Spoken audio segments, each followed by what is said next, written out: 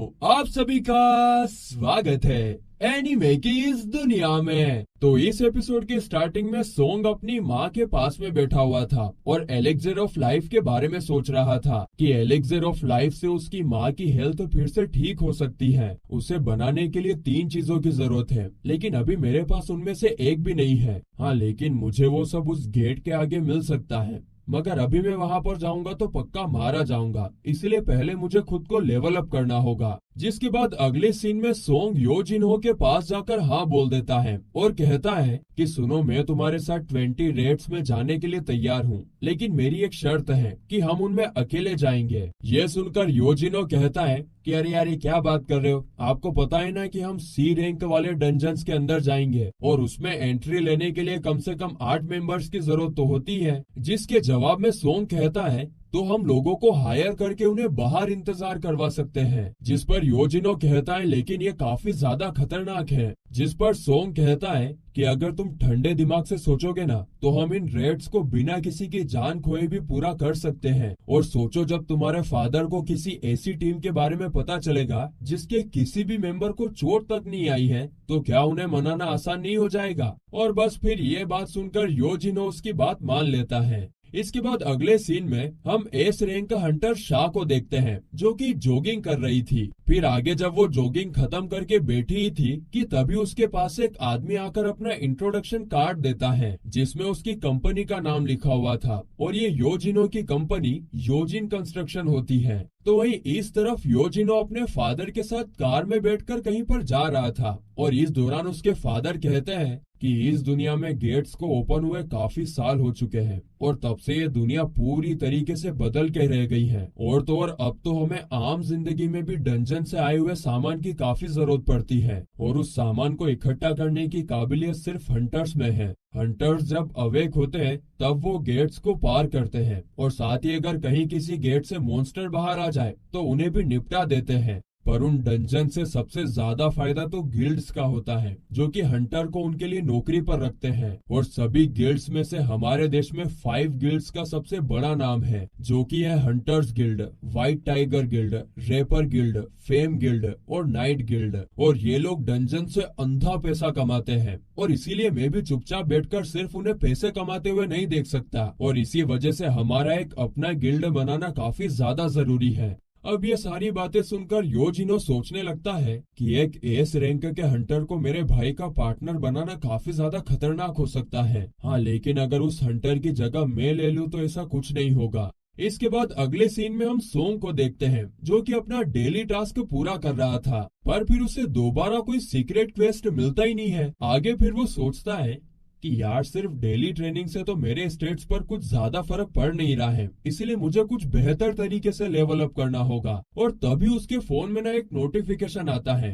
कि पास ही में एक डी रैंक के डंजन के लिए हंटर्स की जरूरत है, जो देखकर सोंग तुरंत उसे ज्वाइन करने का फैसला करता है। अगले सीन में हम होंग को देखते हैं जो कि किसी आदमी से बात कर रहा होता है और वो आदमी उसे मास्टर बुला रहा था। वो आदमी कह रहा था कि आप तो अभी भी काफी ज्यादा स्ट्रोंग हो। जिस पर होंग कहता है कि हाँ, भले ही मेरा एक हाथ कट चुका है और उसको 1 महीना भी बीत चुका है, पर मैं अभी भी हार नहीं मानूंगा। तभी होंग के फोन में भी उस डी रैंक के डंजन के बारे में नोटिफिकेशन आता है और उसको देखकर वो कहता है कि भले ही मेरा एक हाथ नहीं है और अब मैं उतना स्ट्रोंग नहीं हूँ, लेकिन अब भी मैं सोसाइटी की मदद करना चाहता हूँ। फिर सीन शिफ्ट होकर किम पर जाता है जो कि अपनी बेटी को खेलते हुए देख रहा था और फिर वो कहता है कि अब मैं अपने अगले रेड पर जाने वाला हूँ। जो सुनते से ही उसकी वाइफ काफी ज्यादा डर जाती है और कहती है कि पिछले रेड में आपको मिलाकर सिर्फ कुछ ही लोग जिंदा बच पाए थे, इसीलिए आपको ये काम छोड़ देना चाहिए। जिसके जवाब में किम कहता है कि वैसे भी मैं एक लो रैंक हंटर हूँ और इसीलिए मुझे किसी खतरनाक डंजन में जाने की इजाजत भी नहीं है और पिछली बार जो कुछ भी हुआ आमतौर पर वैसा होता नहीं है। और तो और मुझे अपनी बेटियों को पढ़ाने के लिए पैसों की जरूरत है। इसके बाद अगले सीन में हम देखते हैं कि व्हाइट टाइगर गिल्ड के हेड बेक और हंटर्स गिल्ड के हेड जोंग आपस में बात कर रहे थे, जहां जोंग बेक से कहता है कि शायद तुम्हें तो पता ही होगा कि योजिन कंस्ट्रक्शन अभी एक खुद का गिल्ड बनाने वाला है। जिस पर बेक कहता है कि हाँ, मुझे इस बारे में पता है, लेकिन तुमने इस बारे में बात करने के लिए तो मुझे यहाँ पर नहीं बुलाया होगा। देखो, जो भी बात है सीधा सीधा बोलो, और ये सीन यहीं पर कट होता है। फिर आगे हम जूही को देखते हैं, जो कि अपने घर में अकेली बैठी हुई थी और उसे देखकर तो ऐसा लग रहा था कि जैसे वो आज भी उस सदमे से बाहर नहीं आ पाई हो। वो अपनी मोम से बात कर रही थी, जहाँ वो उससे कहती है कि तुम्हें अभी हमारे पास वापस आ जाना चाहिए और वापस आकर हमारी मदद करनी चाहिए। लेकिन जूही उन पर चिल्लाते हुए कहती है कि आप लोग मेरी लाइफ में दखल देना बंद करो, मैं अपना फैसला खुद ले सकती हूँ। और इतना कहकर वो कॉल कट कर देती है। कॉल कट करने के बाद वो चुपचाप बैठ जाती है और सोचती है कि मैं इतनी आसानी से हार नहीं मानूंगी और कोशिश करते रहूंगी।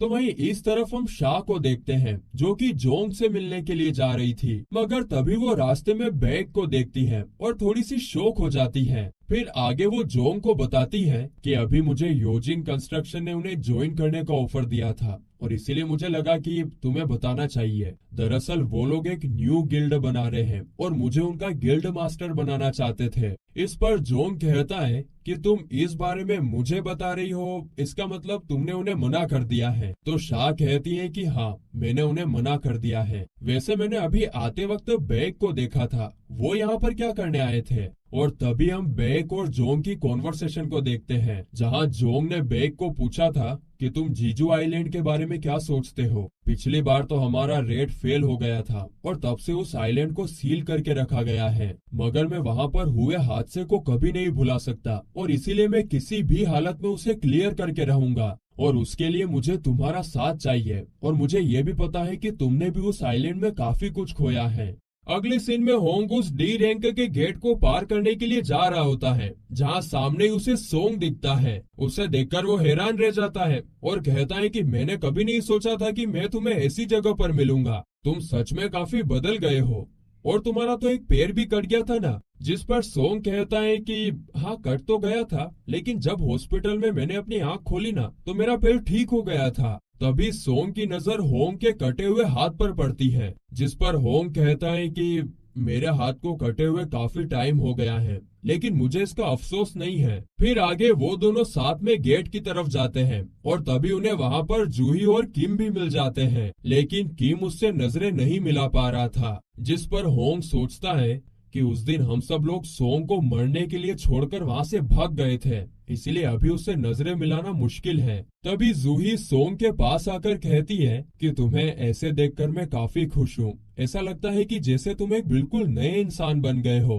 तभी वहाँ पर उनके पीछे एक गाड़ी आकर रुकती है, जिसमें से कुछ लोग हथकड़ी पहनकर बाहर निकलते हैं और हमें पता चलता है कि ये सब क्रिमिनल्स हैं, जो कि उनके साथ ही इस गेट के अंदर जाने वाले हैं। ये सुनकर होंग कहता है कि क्या अब हमें क्रिमिनल्स के साथ मिलकर फाइट करना पड़ेगा। जिस पर एक लड़की उन्हें बताती है कि ये सब पहले हंटर्स रह चुके हैं और यहाँ पर अपनी सजा को कम करने के लिए आए हैं, इसलिए ये कुछ उल्टा सीधा नहीं करेंगे। देखो, हमारे पास अभी हंटर्स की कमी है और इसीलिए हमें ऐसा करना पड़ रहा है, पर तुम लोग चिंता मत करो, तुम लोगों के साथ हंटर एसोसिएशन से एक हंटर भी जाएंगे, जो कि उन पर पूरी नजर रखेंगे। उनका नाम कांग है और वो एक बी रैंक के हंटर है, इसलिए वो इन क्रिमिनल्स को बड़ी आसानी से सबक सिखा सकते हैं। अब ये सब सुनकर सोंग जूही से कहता है कि मुझे ये कुछ ठीक नहीं लग रहा है, इसलिए तुम्हें अंदर नहीं जाना चाहिए। जिस पर जूही कहती है कि क्या तुम अंदर जाने वाले हो। तो सोंग हाँ में जवाब देता है कि हाँ, मैं तो अंदर जाने वाला हूँ। जो सुनकर जूही कहती है